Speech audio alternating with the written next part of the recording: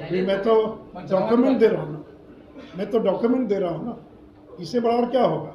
वो डॉक्यूमेंट को खारिज कर दिया। आज तक उन्होंने एक का भी बिंदुवार जवाब दिया गया। वो तो एक लाइन बोलते हैं फंसा दिया गया, बदले की भावना से कार्रवाई होगी। हम तो डॉक्यूमेंट के साथ चीज़ों को पब्लिश कर रहे हैं और इसका जवाब दे दें।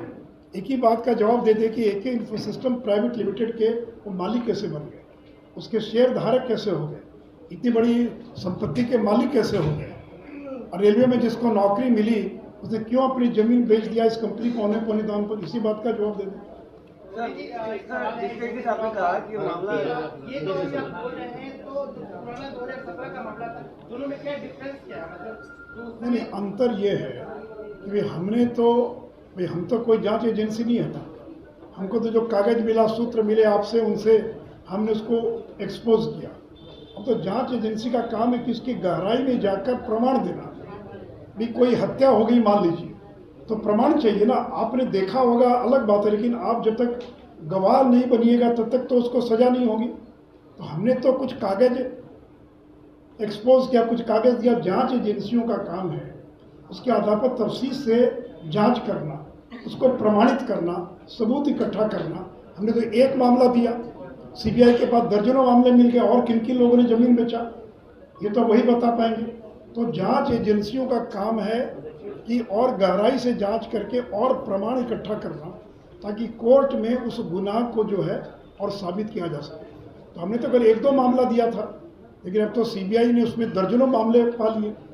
अब ईडी और कितना गहराई में जाएगा ये तो जांच के बाद ही मालूम पड़ेगा। जो सवाल है कि नीतीश जी कह रहे हैं कि आप धन्यवाद दे रहे हैं नीतीश जी को, नीतीश जी कह रहे हैं कि हमारे साथ आने के बाद ये कार्रवाई की जाए 5-6 साल। फिर वही बात, अभी तो मैंने क्या कहा, आपने गौर से सुना नहीं। मैंने क्या कहा, 9 अगस्त को आए नीतीश जी राजद के साथ। इसकी एफआईआर कब हुई है? मई 2022 में। तो आने के बाद गए, तो आने के पहले ना हुआ। मई महीने में एफआईआर दर्ज हो गई। और सीबीआई का काम करने का तरीका कि सीबीआई सीधे एफआईआर दर्ज नहीं करती, पहले वो प्रारंभिक जांच दर्ज करती, जिसको कहते हैं पीई, प्रिलिमिनरी इंक्वायरी। तो 2021 सितंबर में सीबीआई ने प्राथमिक जांच दर्ज किया। उस समय गठबंधन किसकी सरकार थी बिहार में? एनडीए की सरकार थी। जब एफआईआर दर्ज हो, किसकी सरकार थी?